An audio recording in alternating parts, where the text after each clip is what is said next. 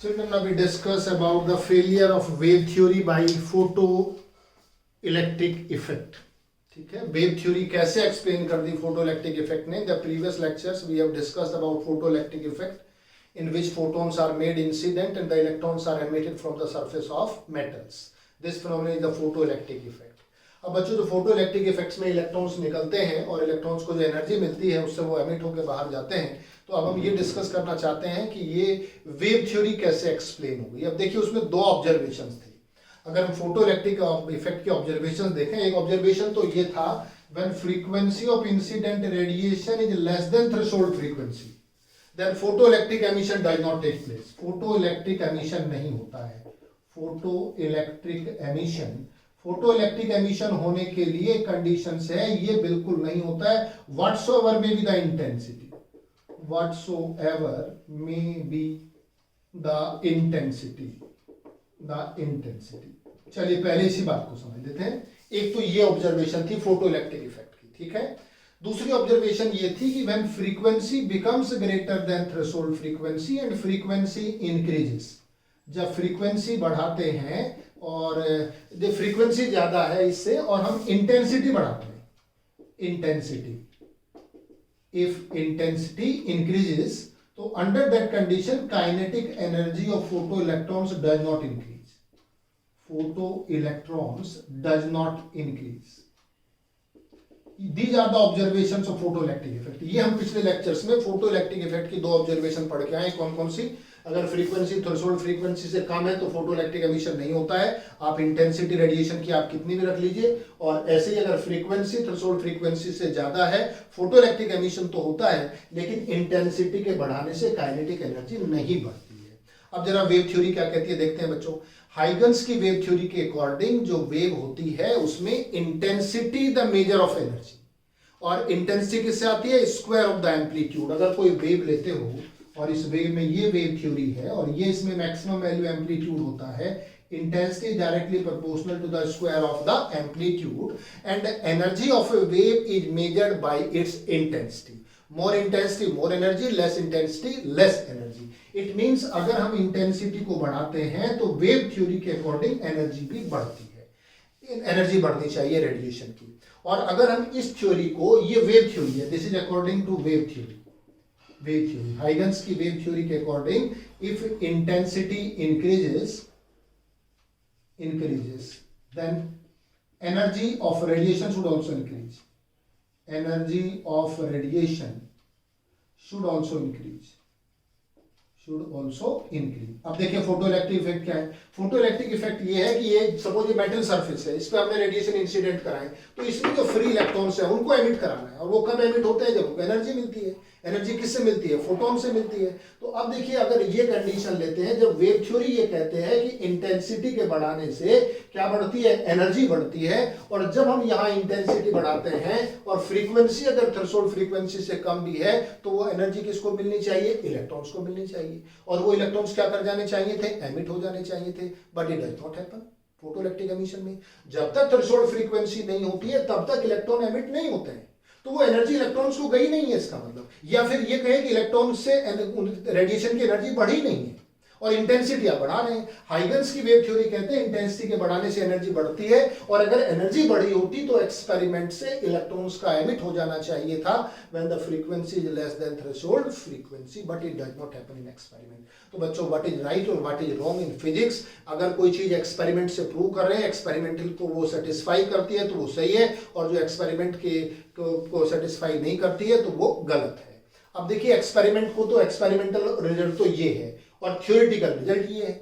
ये आपका wave theory का है, तो ये इसको एक्सप्लेन नहीं कर पाई. ठीक है, वेव थ्योरी. दूसरी बात, उसके बाद चलो अगर फ्रीक्वेंसी हम थ्रेशोल्ड फ्रीक्वेंसी से ज्यादा कर देते हैं, तो अगर फ्रीक्वेंसी थ्रेशोल्ड फ्रीक्वेंसी से ज्यादा है, ये पहली कंडीशन थी, ये दूसरी कंडीशन है, और इसके बाद हम इंटेंसिटी बढ़ाते हैं, तो इस इंटेंसिटी से बढ़ाने से फोटोइलेक्ट्रिक की काइनेटिक एनर्जी भी नहीं बढ़ती है. तो frequency whether less than threshold frequency, intensity के बढ़ाने से फोटोइलेक्ट्रिक एमिशन होता ही नहीं है.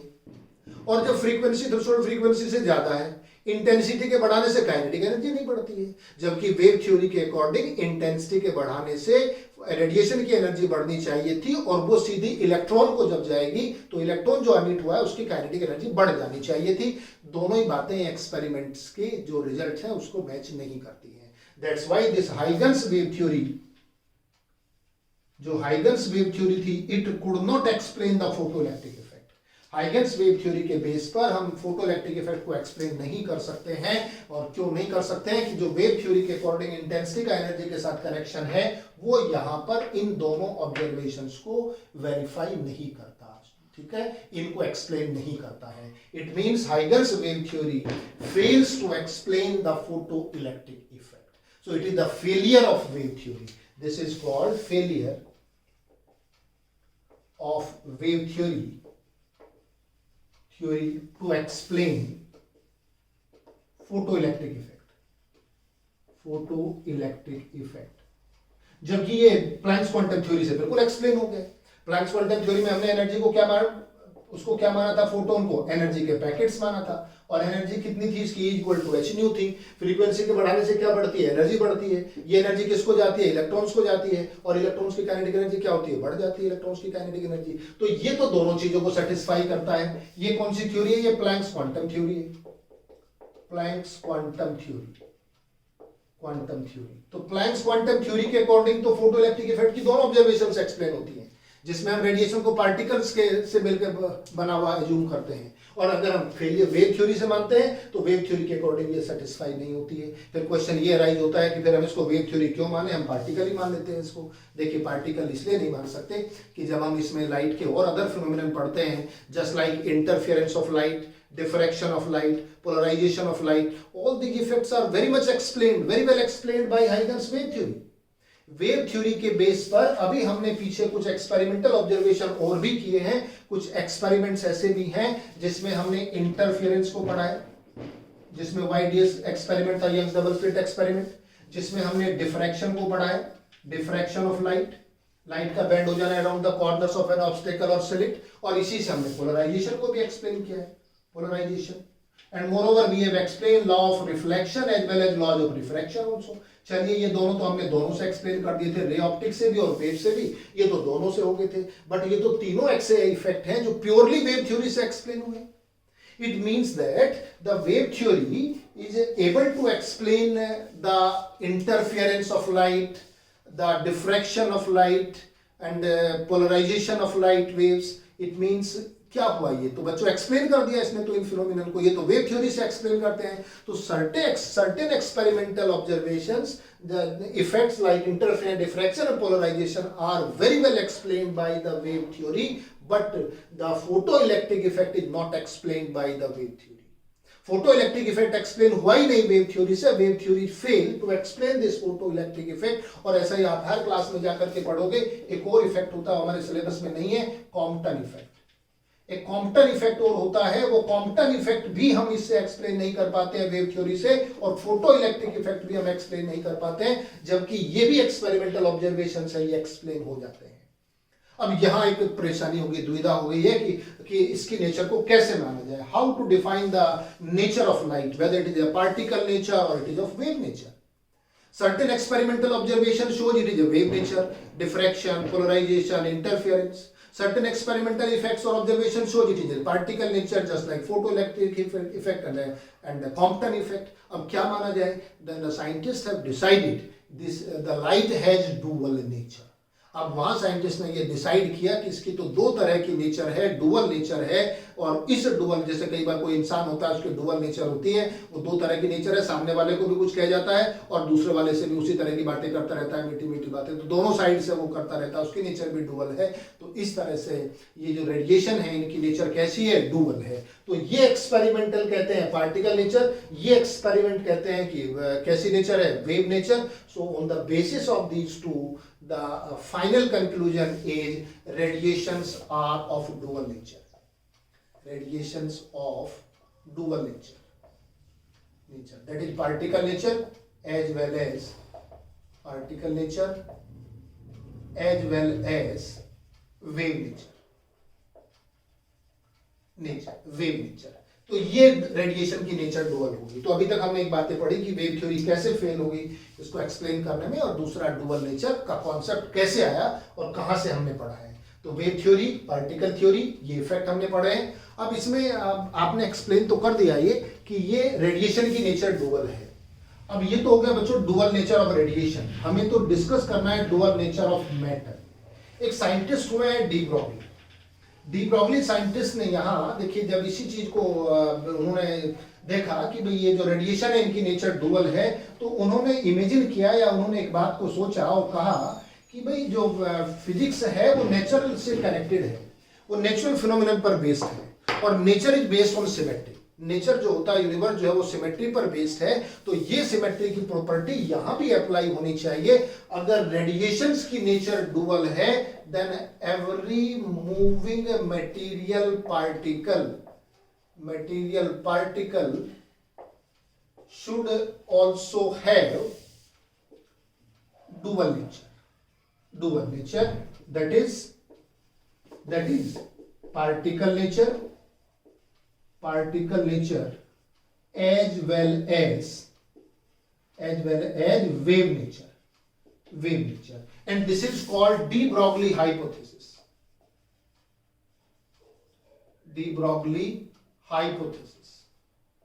or dualistic hypothesis.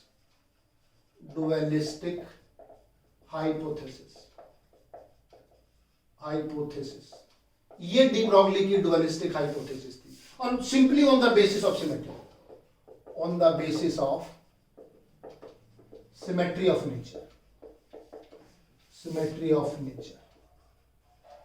सिमेट्री के बेस पर उन्होंने कहा कि रेडिएशन भी एक तरह के पार्टिकल्स आप बता रहे हैं, फोटॉन्स हैं, तो क्यों दूसरे पार्टिकल्स है, इलेक्ट्रॉन्स है, प्रोटॉन्स है, फोटॉन्स है, न्यूट्रॉन्स है, डस्ट पार्टिकल्स हैं, और भी कोई मूविंग ऑब्जेक्ट है जो मटेरियल पार्टिकल है, वो क्यों नहीं हो सकता, वो भी होना चाहिए। और उसको जो हमने कहा, ये डी ब्रॉगली का डुअलिस्टिक हाइपोथेसिस था फॉर मैटर के लिए था। इससे पहले रेडिएशन का डुअल नेचर था, सिमेट्री पर मैटर का बताया, इसे कहते हैं डुअल नेचर ऑफ मैटर। ये जो कॉन्सेप्ट निकल के आया डुअल नेचर का ऑफ मैटर, ये डी ब्रॉगली ने इसमें एक्सप्लेन किया। और इससे जो वेव जनरेट होती है, the wave associated by particle is called de Broglie wave. इसका नाम डी ब्रॉगली वेव और मैटर वेव रख दिया गया, और matter wave, and its wavelength is called de Broglie wavelength. तो जो इस वेव की जो वेवलेंथ होगी उसको तो कहेंगे डी ब्रॉगली वेवलेंथ, और ये जो वेव बनेगी उसको हम डी ब्रॉगली वेव कहेंगे। तो बेसिकली डी ब्रॉगली वेव क्या है? It is the wave associated with moving material particle. According to de Broglie, every moving object must have the dual nature, particle nature as well as wave nature. अगर classical object भी है तो classical में कोई आपका ball है, आपका football है, आपका बास्केटबॉल है, क्रिकेट बॉल है, आपने थ्रो किया तो वो पार्टिकल तो है ही, बॉडी तो होगी, वो पार्टिकल नेचर डेमोन्स्ट्रेट कर रही है, लेकिन वो वेव को भी जनरेट करेगी, ऐसा डी ब्रॉगली ने कहा। ये डी ब्रॉगली है, और इसका जो वेवलेंथ उन्होंने बताया उसको डी ब्रॉगली वेवलेंथ के नाम से जाना जाता है। और इस वेव को हमें तो डी ब्रॉगली वेव या फिर क्या कहते हैं, मैटर वेव कहते हैं। और डी ब्रॉगली ने उसका वेवलेंथ का डेरिवेशन भी बताया। क्या डेरिवेशन है बच्चों? Wavelength, D Broglie wavelength, D Broglie wavelength. देखिए डी ब्रॉगली ने क्या कहा, डी ब्रॉगली ने कहा कि रेडिएशन से स्टार्ट किया कि रेडिएशन जो है फोटोन से मिलकर बना हुआ है, और रेडिएशन अगर फोटोन से मिलकर बना है तो फोटोन तो एनर्जी के पैकेट्स हैं, और उनकी एनर्जी कितनी है फोटोन्स की? एनर्जी उनकी एच न्यू है। ये किसने बताया? ये प्लैंक्स क्वांटम थ्योरी के अकॉर्डिंग। उन्होंने कहा कि रेडिएशन में प्लैंक्स क्वांटम थ्योरी के अकॉर्डिंग, जिसने आइंस्टीन ने पूरी इक्वेशन बना के सॉल्व किया, ये होना चाहिए कि energy associated with a photon of frequency new, जिसके रेडिएशन की एनर्जी, ठीक है। और इन्होंने कहा अगर इसी चीज को हम आइंस्टीन की इक्वेशन से देखें, आइंस्टीन ने कहा कि energy of photon, energy of radiation, कौन सा रेडिएशन माना आपने? Photon of mass m। अगर m मास है किसी भी पार्टिकल का, तो उससे जो एसोसिएटेड एनर्जी है आइंस्टीन फॉर्मूले के according equal to mc square होते हैं। mass m is equivalent to energy E, which is given by E is equal to mc square, where c क्या है, speed of light in vacuum, speed of light in vacuum. ये हमने formula पढ़ा है, ये Einstein से पढ़ा है, ये प्लैंक्स क्वांटम थ्योरी से पढ़ा है। उसी फोटोन की ये भी एनर्जी है, उसी फोटोन की ये भी एनर्जी है। तो जब हम एक फोटोन की दो अलग अलग मेथड से एनर्जी बता रहे हैं तो एनर्जी कैसी होनी चाहिए, इक्वल होनी चाहिए। तो यहां से हमने फ्रॉम फर्स्ट इक्वेशन और सेकेंड इक्वेशन दोनों को इक्वलाइज कर दिया, mc स्क्वायर, ये एक्सप्रेशन आ गई। और यहां से मास निकल सकता है m is equal to h nu upon c square, equation number third. ये थर्ड इक्वेशन बन गई। What is this is the mass, m की एक्सप्रेशन आ गई है। अब ये जो m की वैल्यू आई है, हमें तो मोमेंटम चाहिए, हमें वेवलेंथ निकालना है तो मोमेंटम निकालते हैं ना। मोमेंटम ऑफ फोटोन, फोटोन का मोमेंटम कितना होगा, और ये फॉर्मूला आप जानते हैं किसके इक्वल होता है, मास इनटू वेलोसिटी। अच्छा बताइए मास की वैल्यू कितनी आई, h nu upon c square, और वेलोसिटी कितनी होती है, photon travel with the speed of light, radiation की स्पीड कितनी है, लाइट के इक्वल है, तो c के इक्वल हो गया, c से c कैंसिल हो गया, is equal to h nu upon c। और इसमें एक वेव इक्वेशन होना है।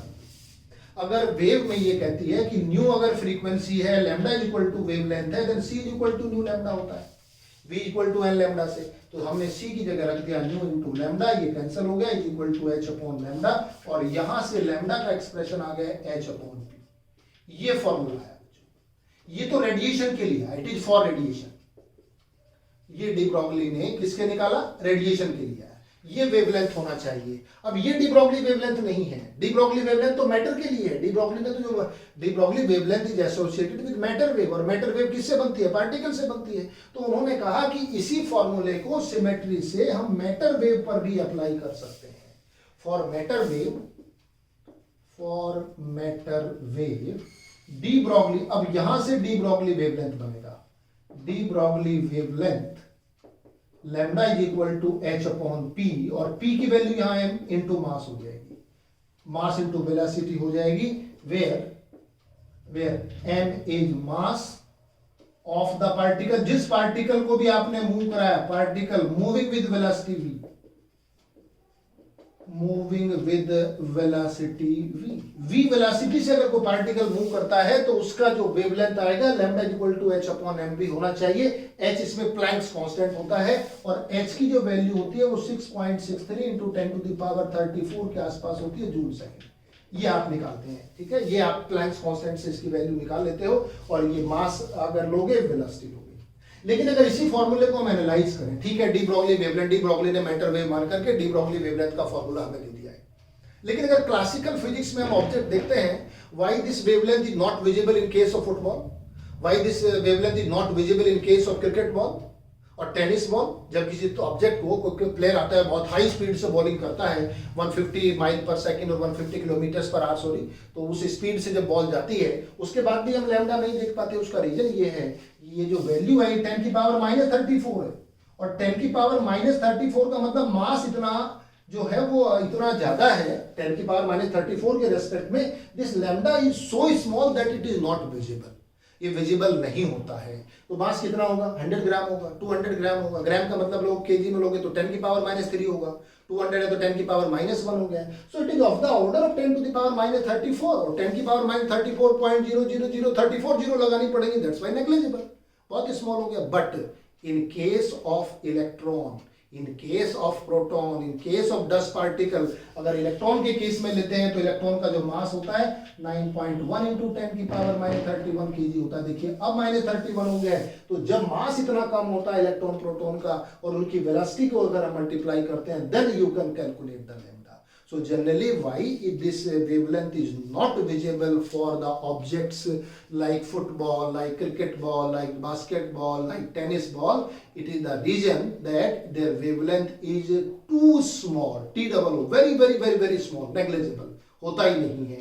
तो ये लेकिन एलिमेंट्री पार्टिकल्स की जब हम बात करते हैं, न्यूट्रॉन, प्रोटॉन और इलेक्ट्रॉन ऐसे पार्टिकल्स हैं, इनके केस में वेवलेंथ जनरेट होती है because their mass is very small.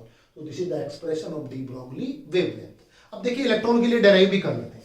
अगर हम इसका फॉर्मूला इलेक्ट्रॉन के लिए डेराइव करें पर्टिकुलर, चलिए हमने इसमें डी ब्रॉगली हाइपोथेसिस पढ़ लिया, पहले तो हमने फेलियर ऑफ वेव थ्योरी समझ लिया, उसके बाद में हमने डी ब्रोगली का एक्सप्लेनेशन भी समझ लिया कि ऐसा क्यों हुआ, डुअल नेचर था, पार्टिकल की नेचर डुअल हो गई। अब इसमें अगले स्टेप में हम एक इलेक्ट्रॉन के लिए निकालना चाहते हैं। देखिए, अगर इलेक्ट्रॉन का wavelength for electron, D Broglie wavelength for electron के लिए, देखिए अगर ई इलेक्ट्रॉन है और उसका एक्सीलरेटिंग पोटेंशियल v है, तो how much work is done, E into V, और ये E इंटू वी किसके इक्वल होता है, हाफ mv स्क्वायर होता है, काइनेटिक एनर्जी प्रोवाइड करेगा इलेक्ट्रॉन को मूव कराने के लिए।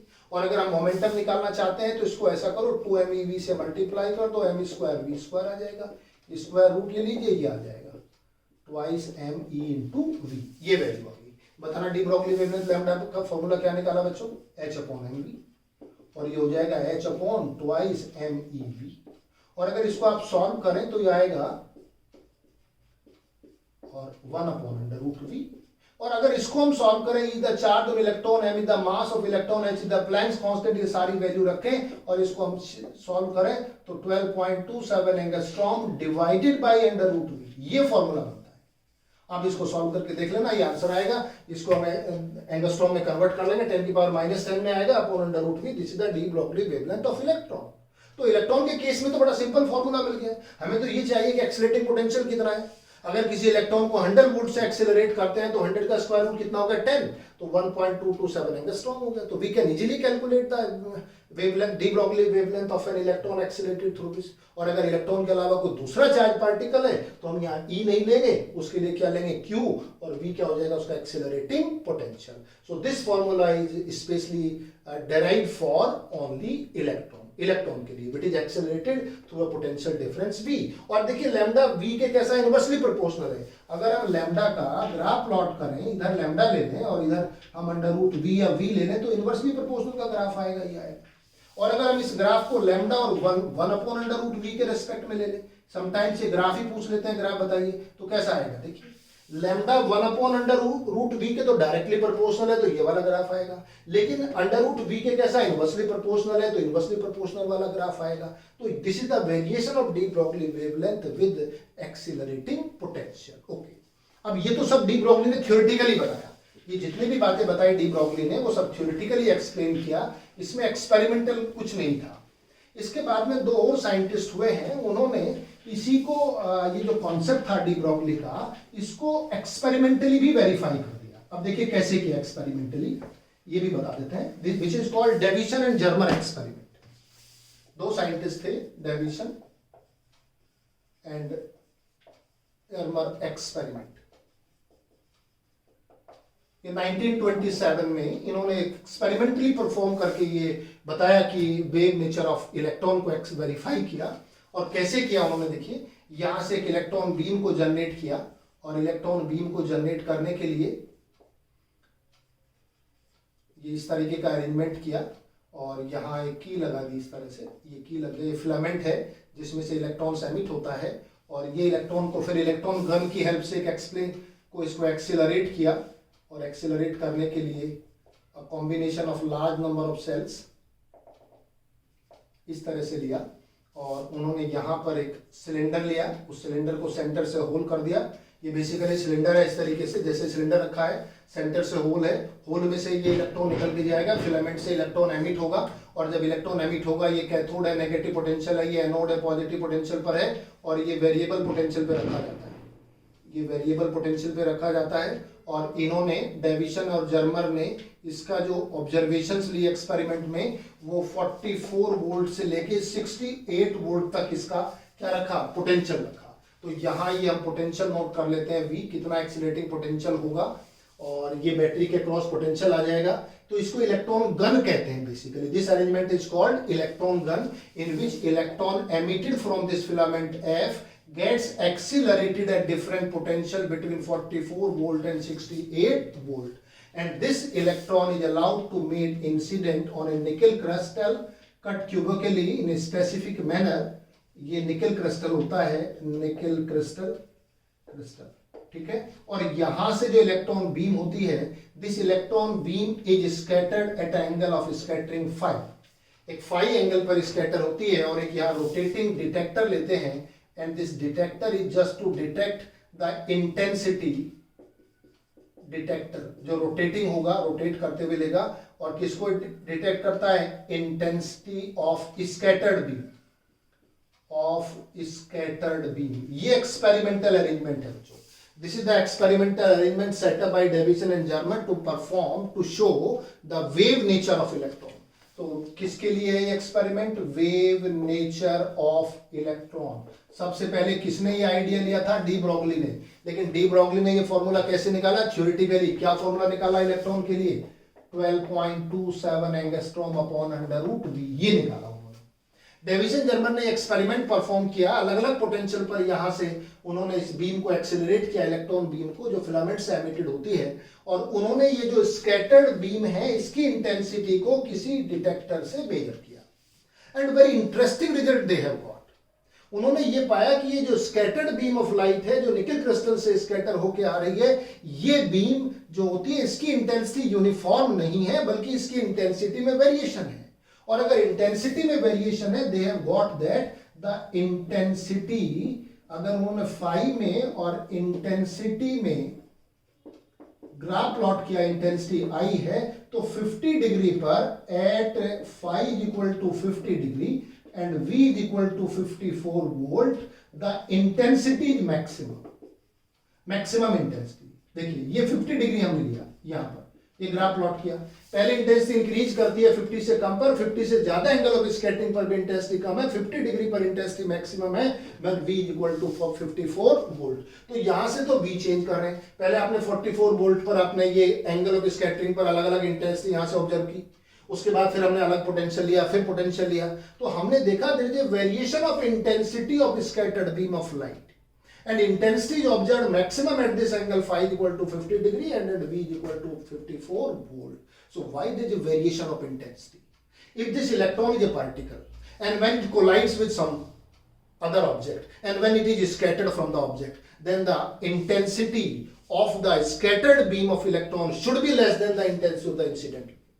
अगर पार्टिकल है, कोई भी ऑब्जेक्ट आप लेते हैं, अगर उसको आप दीवार में इस तरह से थ्रो कर देते हैं और जब टकराने के बाद वो वापस आता है, तो उसकी एनर्जी में तो वेरिएशन नहीं होना चाहिए। इंसिडेंट एनर्जी से जो रिफ्लेक्टेड एनर्जी है वो कम ही होनी चाहिए जब रिबाउंस बैक होता है। अगर पार्टिकल है तो पार्टिकल में तो एनर्जी का वेरिएशन होने का मतलब ही नहीं है। तो ये वेरिएशन क्यों आया, डेविसन जर्मन ने ये कहा कि ये जो वेरिएशन आया है ये इलेक्ट्रॉन पार्टिकल नहीं है, but electron is a wave.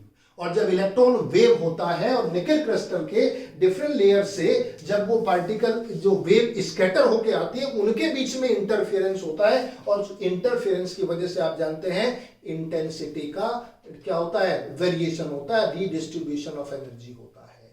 So this is on account of this variation of intensity, particle की वजह से नहीं आ सकता। This variation in the intensity is due to किसकी वजह से,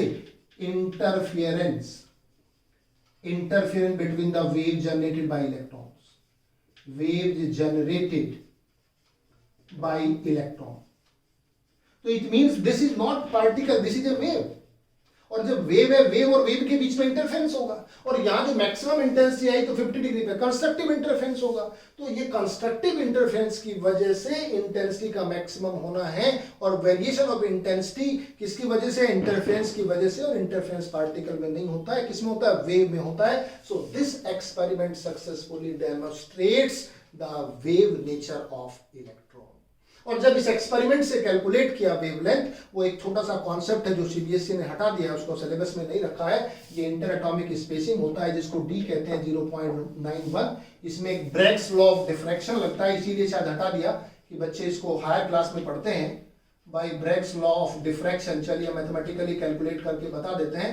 इसमें डी साइन थीटा जो होता है वो आपका एन लैम्डा के इक्वल होता है, और ये फर्स्ट ऑर्डर डिफ्रैक्शन है, इसमें डी साइन थीटा लैम्डा के इक्वल होता है। और थीटा यहां से ये निकलता है बच्चों, थीटा ये होता है, अगर डायग्राम से देखा जाए तो 2 theta plus phi is equal to 180, और फाई की वैल्यू हमारी कितनी है, 50 प्लस 50 इज इक्वल टू 180, और थीटा इज इक्वल टू यहां से आ जाएगा that is 180 minus 50, 130 upon 2, that is 65 degree. ये थीटा है, थीटा की वैल्यू 65 डिग्री होगी। अब इसको हम यहां रख देते हैं। So lambda is equal to d है 0.91 एंगस्ट्रॉम होता है इसमें ये जो वैल्यू होती है, और ये आएगा आपका sine 65 sin 65 and it comes about 1.65 angstrom. इस ऑर्डर का आता है बच्चों, ये है बच्चों 1.65 एंगस्ट्रॉम के ऑर्डर की वैल्यू आती है। तो डेविसन और जर्मर से ये ब्रैग्स लॉ ऑफ डिफ्रैक्शन है जिसको हर क्लास में पढ़ोगे।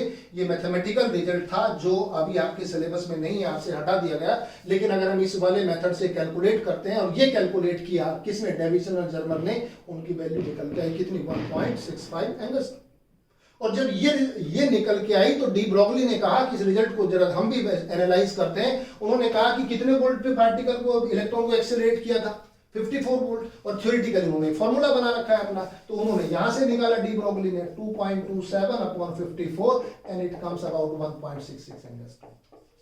तो देखिए जो डी ब्रोगली ने इमेजिन किया था, जो फॉर्मूला डेराइव किया था, उससे जो वेवलेंथ निकल के आई 1.66 एंगस्ट्रॉम आई इलेक्ट्रॉन की, सेम वोल्टेज पर 54 वोल्ट पर, और जो डेविसन जर्मर ने एक्सपेरिमेंट परफॉर्म किया उससे जो वेवलेंथ निकल के आई वो 1.65 आई। Since the experimental result of de Broglie wavelength of electron is very close to the theoretical result derived by de Broglie, so that this is a close agreement between theoretical concept and experimental result. So this experiment successfully demonstrates wave nature of electron. तो बच्चों ये पूरा एक concept था wave nature of electron का, कैसे wave nature of electron को हम डेमोस्ट्रेट करते हैं एक्सपेरिमेंटली भी और थ्योरेटिकली भी। तो पहले हमने कॉन्सेप्ट सीखा था, कहाँ से डुअलिस्टिक कॉन्सेप्ट आया, फिर डी ब्रोगली वेवलेंथ का डेरिवेशन करके दिखाया, और उसके बाद में हमने एक्सपेरिमेंटली इसको वेरीफाई किया, और एक्सपेरिमेंट का जो रिजल्ट है वो कैलकुलेट करके दो तरीके के रिजल्ट आए। एक तो वेरिएशन, हम यही लिख के छोड़ सकते हैं कि ये वेरिएशन बताता है कि ये वेव है बिकॉज इंटरफेरेंस की वजह से वेरिएशन ऑफ इंटेंसिटी है, ओके, ये भी सफिशिएंट है। और अगर हम बाद में कैलकुलेट करके रिजल्ट देखें कि भाई वास्तव में जो इंटरफेरेंस से आया था, जो एक्चुअल में रिजल्ट आया, क्या वो थ्योरेटिकल रिजल्ट से मैच करता है, ऑब्वियसली मैच करता है, दोनों रिजल्ट इक्वल है बच्चों, ठीक है। और इसको हम फाई को एंगल ऑफ क्या कहते हैं, स्कैटरिंग कहते हैं, कितने एंगल पर स्कैटर हुआ है। तो ये पूरा आपका कंप्लीट हो गया वेव नेचर ऑफ इलेक्ट्रॉन। और इस तरह से ये आपका dual nature of radiation and matter is complete.